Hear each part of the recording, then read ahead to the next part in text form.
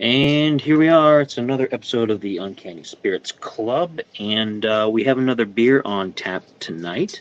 It is not an IPA because I have finished the first 6 episodes of the Searching for an IPA That Doesn't Suck. 2 of them did not suck. The rest of them do suck.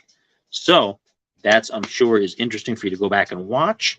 Otherwise, this is a more palatable, probably, beer for me. I did what I usually did, or what I usually do now for the beers, and I went in for the pick six kind of things. And this one has a nice logo right on the front. Skeleton dude with a beer and a unfortunate hat. And this is Dead Guy Ale by Rogue Ales, Newport, Oregon, established in 1988. Okay. And this is 6.8% by volume.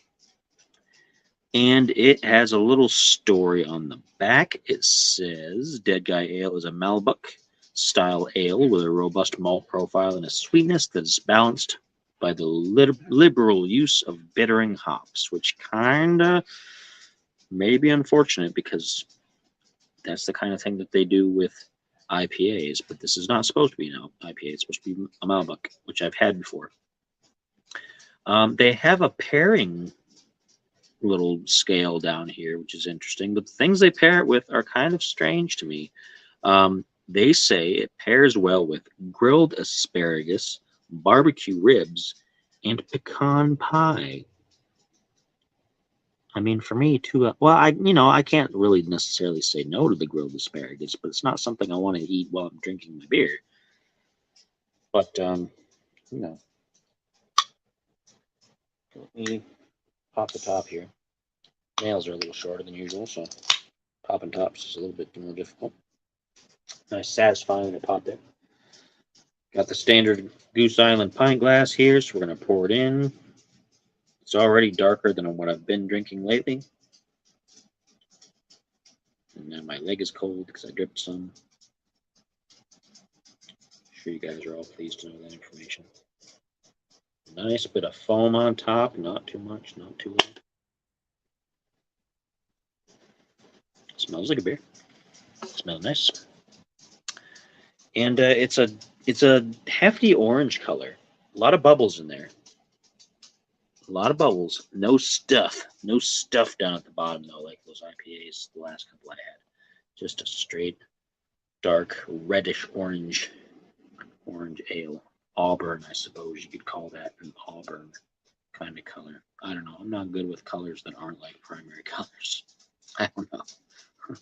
It looks kind of red and orange to me. But, yeah, not too bad. Nice foam on top, like I said.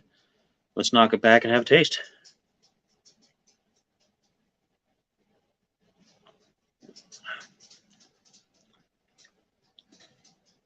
And it is pretty hoppy, but not like an IPA. There's a hefty dose of flavors in there. And the flavor starts hitting you right as you start drinking it. Like as soon as I had it on the tongue, I was starting to taste things. It's real fizzy. And it's kind of dense, kind of pastry-ish. A little bit like the Triple by New Belgium. A little bit. Not exactly. It has more of a bitey hop feeling in the back of the throat there. Here's a cat also, by the way.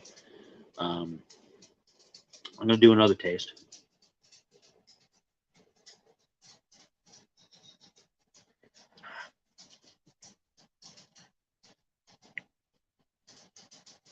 That's hefty. And I can see where they're coming from with the pecan pie. I can see that pairing with with like a bitter kind of nut sort of thing. I could see that. I could pair this with a real dense kind of dessert, real sugar heavy because it would balance this out a little bit. Because this does have, when they say there's bittering hops in there, they mean that it's got that bittering effect. It's not in the same way that an IPA does for me. This is a bit more pleasant. I like it. I mean, if that was the only flavor present, I'd hate it. But it has enough of everything else in there that it balances out relatively well. That being said, I don't think it's something that I'd probably want to drink a lot of.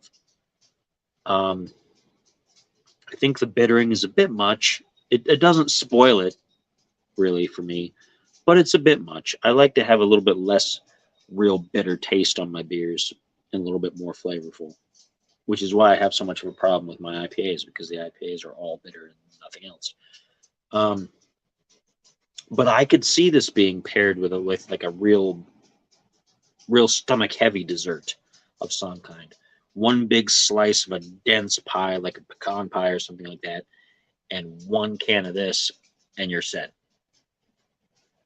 I don't think you'd need anything else. I think it'd be a good midnight snack, perhaps.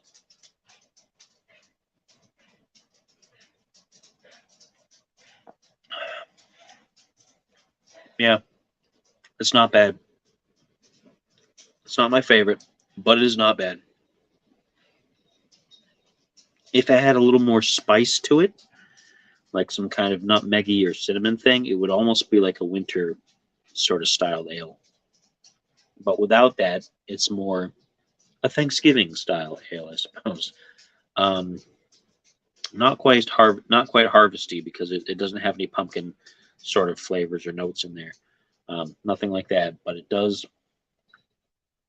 It reminds me of Thanksgiving, kind of, actually, the more I think about it.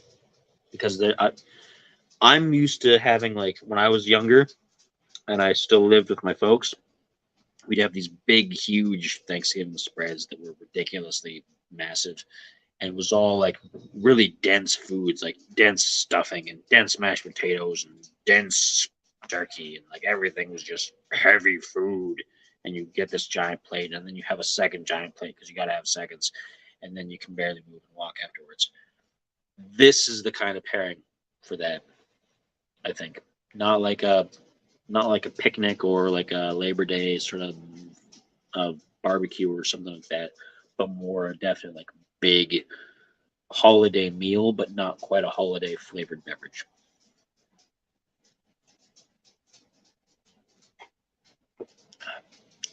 Yeah, that's what I'm thinking.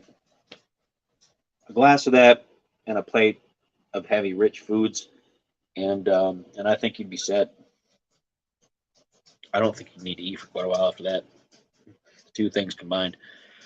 So yeah, so that was the Rogue Dead Guy Ale. Big distinctive logo on the front. And as usual, I did it as part of the Pick Six from my local grocery store, which is 6 beers in a little 6-pack carrying container for $11.99.